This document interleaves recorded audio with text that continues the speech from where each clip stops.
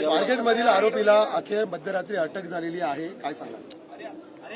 आरोपीला अटक झालेली आहे.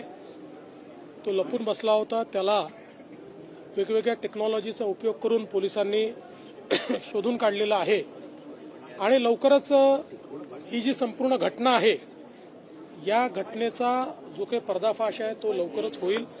त्या संदर्भात आज काही माहिती पोलीस कमिशनरांनी दिली आहे. काही माहिती या स्टेजला देणं हे योग्य नाहीये. ती योग्य स्टेजला आल्यानंतर आपल्यापर्यंत पोहोचेल. पण नेमका घटनाक्रम काय आहे तो कसा घडलाय या संदर्भातली सगळी माहिती आपल्याला मिळेल. सर, 3 वेळा आत्महत्येचा प्रयत्न केल्याची माहिती समोर येते आरोपीकडून, 3 वेळा तब्बल. त्यामुळे अक्षय शिंदे प्रकरणासारखी पुनरावृत्ती या प्रकरणात होऊ शकते का? बघा, पहिली गोष्ट तर अशी आहे की आता it is too early to say this. या सगळ्या गोष्टी असर्टन झाल्यानंतर त्याच्यावर बोललं पाहिजे. आता पोलिसांनी आरोपी पकडलेला आहे. आज ती कस्टडी मिळाली असेल किंवा मिळेल. त्याच्यानंतर इन्व्हेस्टिगेशन होईल. काही टेक्निकल डिटेल्स आमच्याकडे आलेले आहेत. काही फॉरेन्सिक डिटेल्स देखील आलेले आहेत. त्याच्या सगळ्याचं कोरॅबरेशन होऊन मग या संदर्भातलं बोलणं हे योग्य होईल. मंत्र्यांकडनं कुठेतरी याबद्दलची विधानं येत आहेत ती आक्षेपार्ह मानली जात आहेत. संजय सावकर असं म्हणतात की ही घटना केवळ पुण्यातच नाही घडली तर देशभरात घटना घडतात. योगेश कदम म्हणाले की तरुणीनं प्रतिकार केला नाही म्हणून घटना घडली. मला असं वाटतं की योगेश कदम जे बोलले त्याला वेगळ्या पद्धतीनं घेतलं गेलं.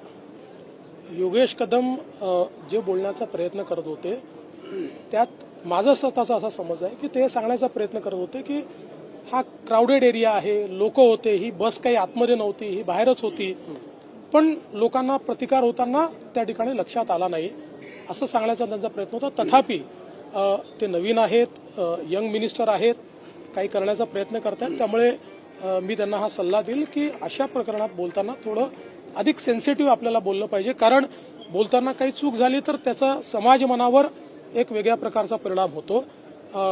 निश्चितपणे जेही मंत्री असतील किंवा लोकप्रतिनिधी असतील अशा घटनांच्या संदर्भात बोलत असताना त्यांनी सेन्सिटिव्हली बोललं पाहिजे असं सगळ्यांनाच माझा सल्ला असेल. उद्धव ठाकरे कुंभस्थळाला जाताना पाहायला मिळाले नाही. या उलट विजय वडेट्टीवार असतील, रोहित पवारांसारखे सुद्धा विरोधी पक्षातील नेते तिथे जाताना पाहायला मिळाले होते. ज्याचा सनातनवर विश्वास आहे, ज्याला हिंदू जीवन पद्धती ही त्या ठिकाणी प्रिय आहे, असे सगळे लोक कुंभमध्ये गेले. काही लोक नाही गेले, त्याची वेगळी कारणं असू शकतात.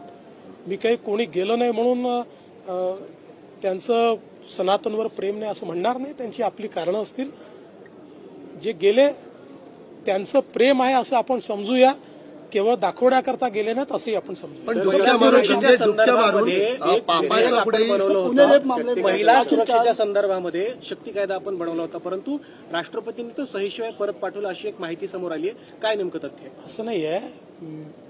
शक्ती कायदा जो आपण तयार केला होता तो अनेक कायद्यांचा अधिक्षेप करणारा कायदा होता आणि त्याच्यामध्ये मेजर जो केंद्रीय होम विभागाने त्या ठिकाणी काही ऑब्जेक्शन घेतले होते. त्यामध्ये सुप्रीम कोर्टाचे काही निर्णय होते ज्या निर्णयावरही तो अधिक्षेप करत होता. त्यामुळे तो अधिकार राज्याला नाही, म्हणून याच्यामध्ये काही बदल हे करण्याची आवश्यकता होती. तथापि त्याच्यातले काही बदल करायच्या आधी केंद्र सरकारने नवीन कायदे तयार केले आणि आपण शक्ती कायद्यामध्ये ज्या गोष्टी टाकल्या होत्या त्यातल्या बहुतांश गोष्टी या केंद्राच्या नवीन संहितेमध्ये त्या ठिकाणी कव्हर झालेल्या आहेत. म्हणून आता आम्ही याचा पुन्हा आढावा घेऊ आणि आवश्यकता असेल तर नवीन अमेंडमेंट सहित या संदर्भातली पुढची कारवाई करू.